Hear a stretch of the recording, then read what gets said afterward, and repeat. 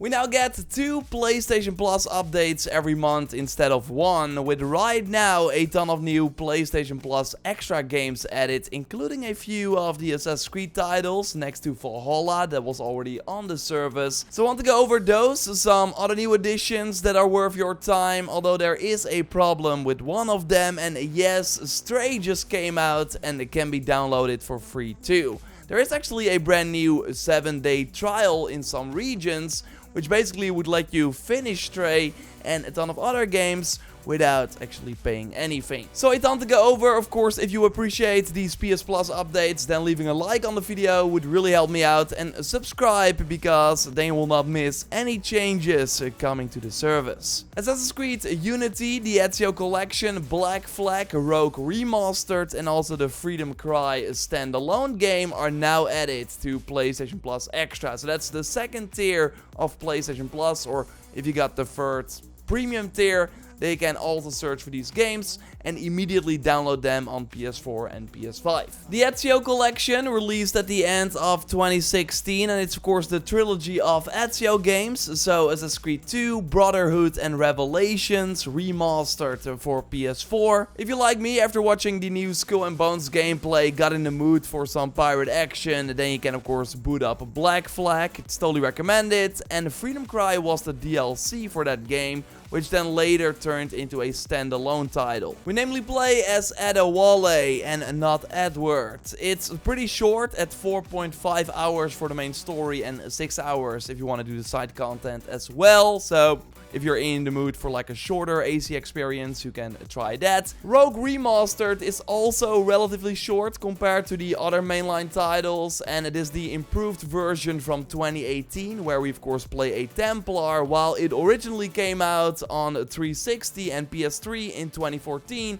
on the same day as Unity, which again is also included, and that was of course the first PS4 and Xbox One only title. So yeah, it's the PS4 version of these games, like there's no native PS5 version sadly. This also means that these titles are all running in 30 FPS, while over on the Xbox side, some Assassin's Creed games, including Rogue, the Ezio Collection, and Unity, have their frame rates boosted to 60 FPS. Now, really, you will only notice this if you have access to both versions. Like, here the tutorial in Unity on PS5 is fine, but then when I switch to the Xbox Series X version, you totally notice the big differences. So really hope that Sony works on some sort of frame rate boost feature for PS5 as well, especially now that we have way easier access to these older titles via PS Plus. Also worth noting is that the multiplayer is still working in Unity. I tried it on Xbox as well. The only downside there was that there were no other people like kind of playing, so I would search for a long time. While on PlayStation, this should be less of an issue now that anyone can download the game if they have access to PS Plus Extra. Of course, let me know if you are returning to any of these AC titles or maybe play them for the first time, but there are even more new titles added to PS Plus Extra. I will tell you about that 7-day trial in a moment, but first, the highlight of this July drop is Stray, as it's a day 1 release on PS4 and PS5. It has an 84 on Metacritic right now. And Dennis, you of course work full time here for the channel. You were just done streaming an hour and a half of the game. I'm curious, what do you think so far? Yeah, I'm very pleasantly surprised. I had a lot of fun in the 1.5 hours that I played. Of course, there's a lot of fun cat stuff you can do, but there's this sort of underlying story of the city where you're kind of stranded, and the robots that are there, and the humans who have all disappeared. So there is actually a pretty interesting story going on. But of course, the highlight is the fact that you play as a cat and you can do cat stuff like scratch at doors or drop stuff from a building for no reason because you're a cat. Yeah, that's what the reviews overall mentioned as well. That's like the perfect cat simulator. Also the animations of the cat, and there's a dedicated meow button, right? Yeah, that's true.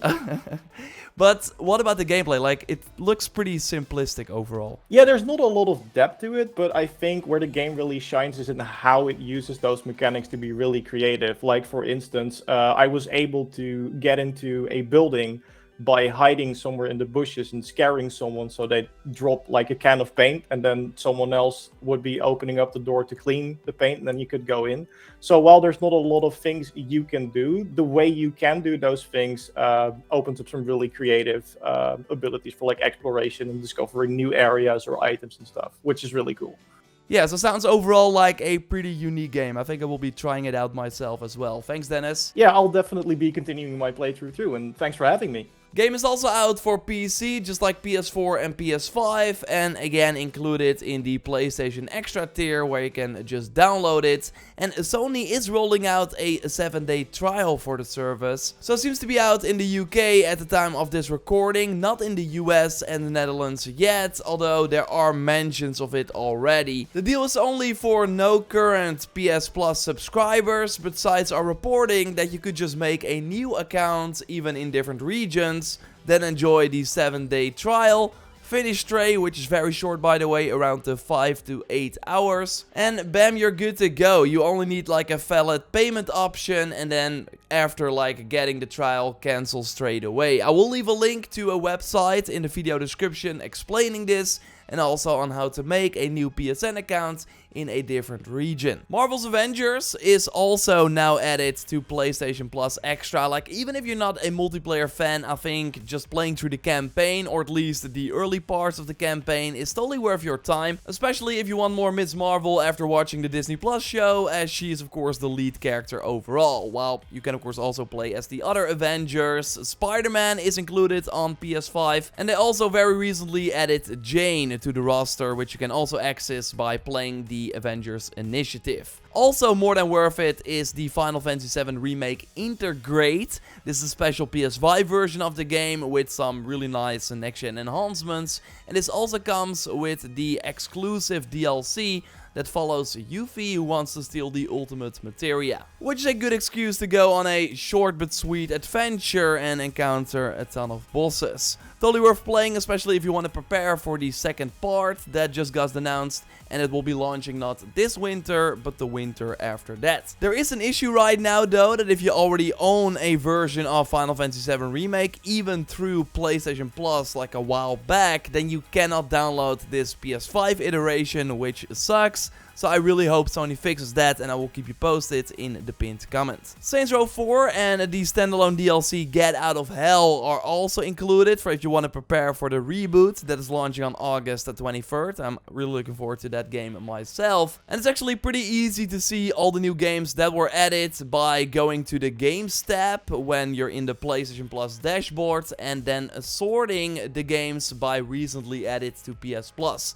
Then you will see all the new titles very easily. Now, if you got the premium tier, so tier number 3, then you can look forward to a new game trial for Roller Drome when the game launches on August 16th. This was that third-person roller skater shooter game. Looked pretty wild. I like the art style. It was revealed during a recent State of Play. And right now you can play 3 new classic PSP games. Echo Shift, the sequel to Echo Chrome, where you have to complete a puzzle by reaching the exit of a level in under a certain time.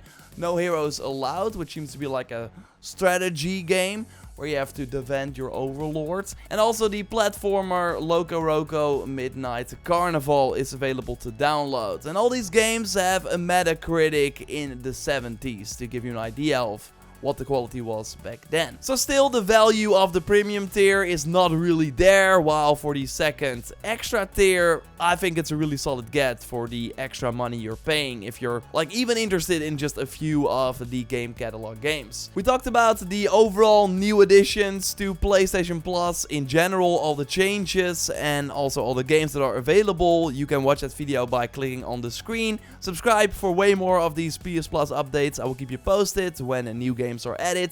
A like on the video would of course really be awesome, and I will speak to you soon. Goodbye.